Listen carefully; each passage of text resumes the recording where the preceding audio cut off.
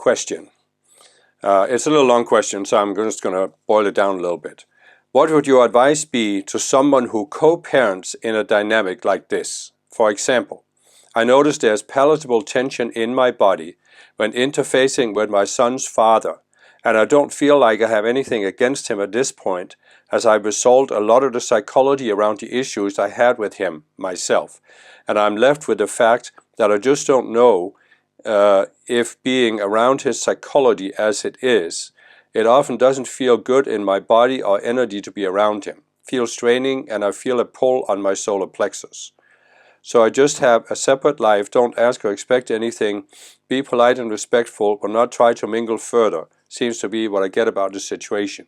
I'd love to hear your thoughts on this and your experience, as I know you have children and had to co-parent at some point without being with the other parent. I guess maybe to just boil it all down, what's been your experience and what would your advice be for someone co-parenting with someone that exhibits certain narcissistic characteristics? Well, first of all, I would say that this is probably one of the most difficult things we can do in our lives. Co-parenting in general, but certainly with a person who has narcissistic tendencies. What I have seen, both in my own life and many other spiritual people, is that there can often be a certain dynamic with spiritual people. And there are obviously different scenarios, but many spiritual people, we have found a spiritual movement, a spiritual teaching, and gone into it.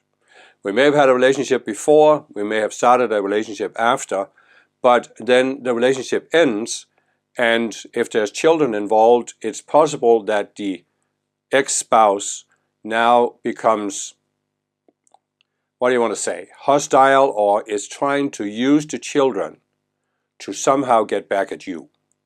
This obviously also happens for non-spiritual people, but I've seen it quite a lot in spiritual people.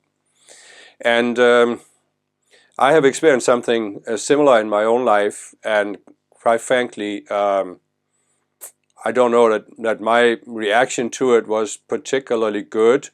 I mean, what happened was that the children stayed with my ex-wife, and she moved very far away from where I lived in the United States, and I had some very difficult years, so I couldn't fly myself or the children back and forth.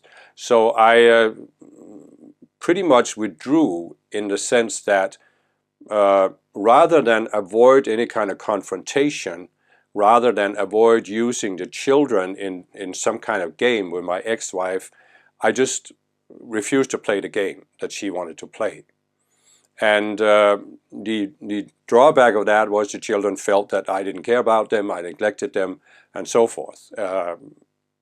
You could say that I cared about them in a higher way because I didn't want them to be torn between two parents. And so I thought it was better than that they could focus most of their attention on my ex-wife whom they were living with. But I'm not saying that's universally the best approach, obviously, because it did make it more difficult to have a relationship with the children later in life. So, but I'm just saying, it's like with spiritual people, when we separate from a partner that we have children with, they can often become somewhat hostile. It's like there's a game they're playing, and they want to draw us into it. And when we have children, obviously, they can use the children to try and draw us into this game. And so in that situation, I would be very, very careful to try and see what is the game that's being played by the other parent. Do I have a certain subconscious self that also wants to play that game so that I'm reciprocating, making the situation worse, creating a spiral that goes on? And am I, are both of us using the children as a sort of weapon, weaponizing the children to get back at the ex? And then I would really, as a spiritual person, I would really say, I am not going to do this to my children.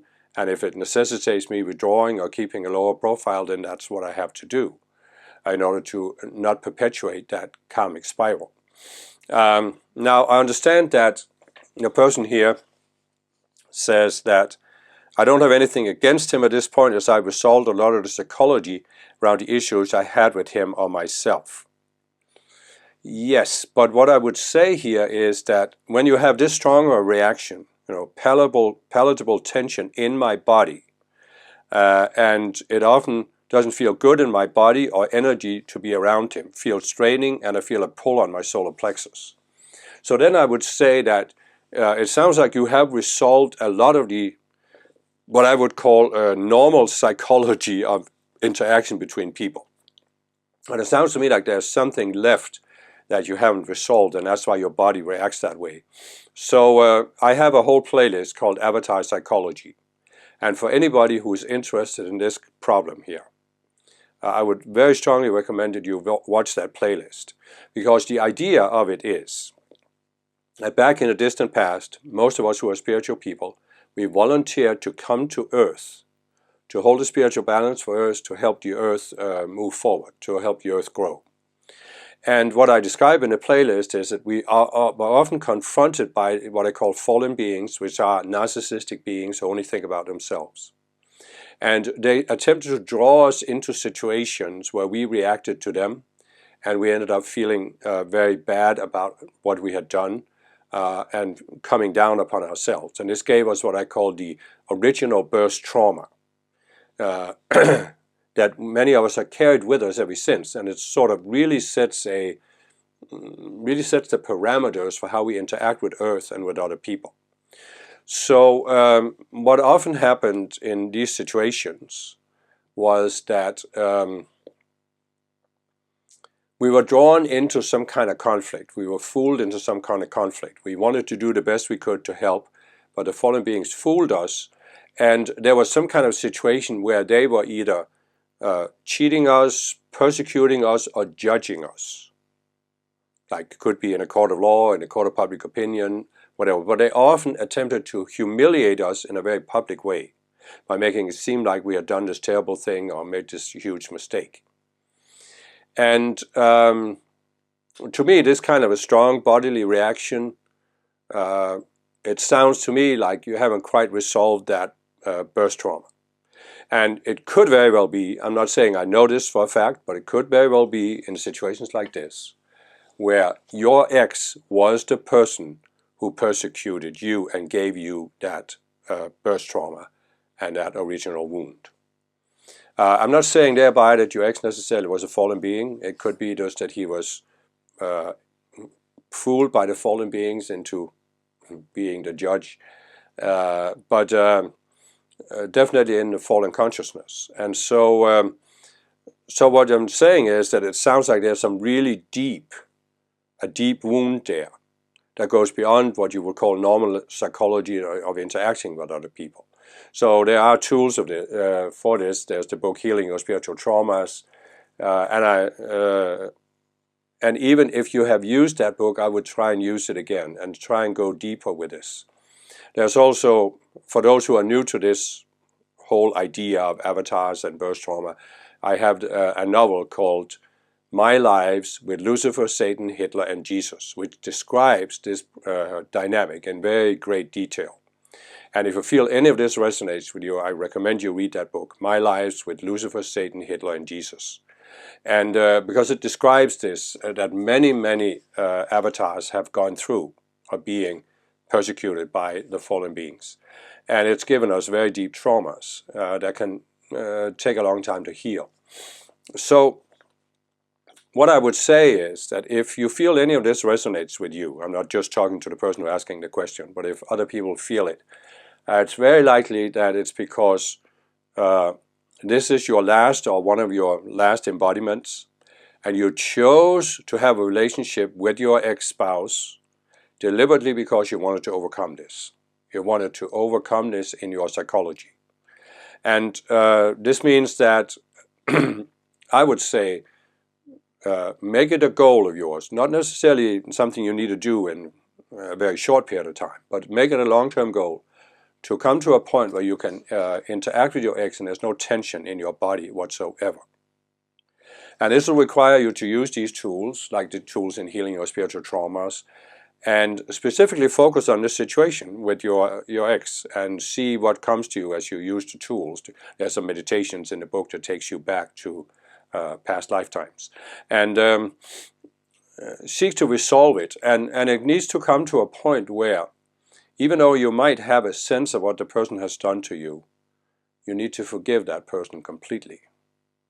Because it's really only in forgiving the other person that you set yourself free. This is what the people usually misunderstand about forgiveness. They think, if I forgive somebody and they haven't repented, I'm letting them off the hook. But it's not about letting them off the hook. It's a matter of letting yourself off the hook, because if you haven't forgiven, they have a hook in you that they can use to pull on you. So I would say that use the opportunity that you now have a child together and you are interacting. Use the opportunity to really look more deeply into your reactions and really work on yourself. Try to get in touch with what was the act. Can you get a sense of what was the bodily harm that was done to you? Torture, execution, whatever it could be. Try and get a feel for what that is and really go into it in your physical body, because it will also help heal your body of symptoms that otherwise might be very difficult to see the cause of. And so really go into this. If you have the opportunity, you feel it's necessary, find a therapist who works with this, perhaps even past life regression, or certainly other kinds of hypnotherapy or other kinds of therapy, EMDR, whatever it may be, to really go in depth with this, because it's a clear sign that there's something there that you wanted to resolve as part of your life plan so you can get over it in this embodiment. Now, in terms of the child, I would say that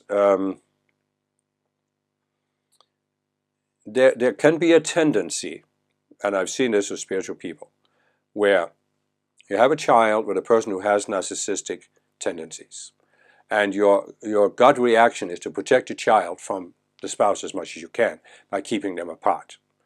And I don't think that's the most constructive approach, because you have to recognize here, this child chose to be born in this situation with two parents who most likely were not going to stay together. And the child could probably see this before it came into embodiment. And so it chose this, and it is most likely because it has karma with both of you.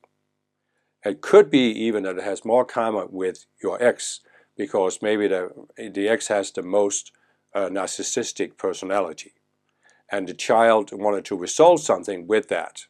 So that's why I'm saying I would caution against trying to keep your child away from its other parent, because there is a reason for that, and you may not notice with your outer mind what that reason is. But the child must have chosen this in its life plan, and so I would be careful about trying to sabotage that. But I think it's a very good approach, like the person is saying here. Have separate lives, don't ask or expect anything, be polite and respectful, but not try to go in further into it. And I think sometimes that means also that you have to sort of you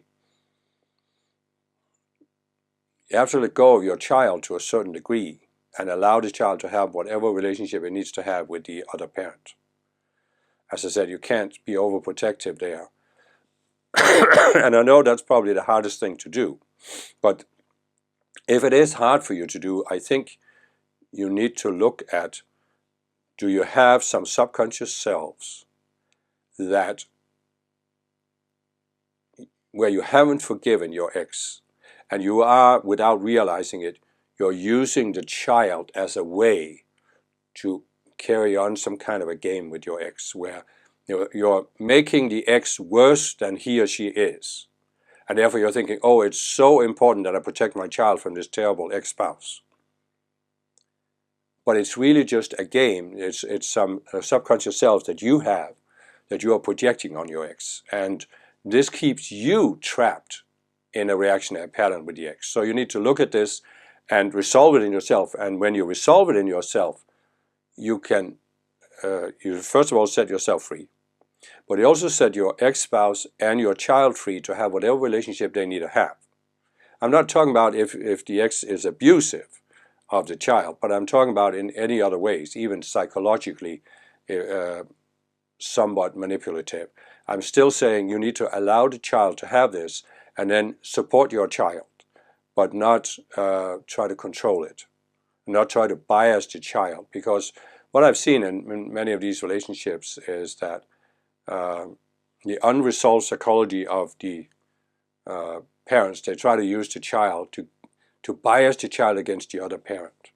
And it's really a very, very cruel thing to do to a child, especially small children. But even when they get older, it's very cruel to try and bias your child against its own parent. And it usually doesn't end up well for you and your relationship to your child. So it's better that you have set the child free and you're just supporting the child. If it later in life makes its own observations about the ex-spouse, yeah, you can maybe share your observations, but it should be without your unresolved psychology and your patterns, your subconscious selves, so that you are simply just can be neutral about it, can be completely neutral. And your goal is to support the child and its own growth and discovery, not to steer it in a certain direction. And if you can do that, I would say then, if you can be completely neutral about your child and its relationship to your ex, that means you've resolved the psychology. And if you come to a point where your body is also neutral, doesn't have the reaction, then you've resolved it. And then you are free from that ex-spouse permanently. And I think the more you will find that probably that the more neutral you can be, the less problems you're going to have with the ex-spouse in most cases. There can be some, of course, that will accuse you of all kinds of things because they are feeling that as you become more neutral, they don't have any power over you and they want to maintain power over you. They'll try to accuse you in all kinds of ways that you're not a good parent, you shouldn't do this or that to the child. And this. But that's what I'm saying. In that case, the only option you have is resolve your own psychology so you become neutral. It's really the only option you have. I mean, I've seen so many times where people have this, an ex-spouse who is very narcissistic and wants to pull them into a reactionary game. And the worst thing you can do is play the game and reinforce the game. You're just reinforcing the karma you have with that person. You reinforce the psychology you have. And the best thing you can do for yourself, for your child, and even for your ex-spouse, really, is to resolve the psychology so that the prince of this world, your ex-spouse, comes and has nothing in you. It's really the best you can do for everybody involved, even if it seems like you don't care. I mean, people will accuse you of all kinds of things, and often people who are manipulative will accuse you of not caring. But then you have to come to a point where you can even be neutral about that. And then the dynamic will often shift, at least certainly with your child. It might very well shift. Now again, I mean, there is nothing involving human psychology that's going to work for all people. So I'm not going to try and say that it's going to work for everybody. But look at it this way. Your ex might never change. Your child may have a difficult psychology that also might not change, at least not after it reaches adulthood. But still, if you change your psychology, how can you lose by doing that? Even if they remain totally trapped in their psychology, if you free yourself from yours, you will feel better about yourself and you will be able to handle the situation in a better way. And if you can't change them, your only option left is to change yourself and then see where that takes you. So again, strive to be neutral. It's always my core advice because I've seen it so many times on the spiritual path where people can be drawn into these reactionary patterns with other people that really slow down or even completely abort their spiritual growth.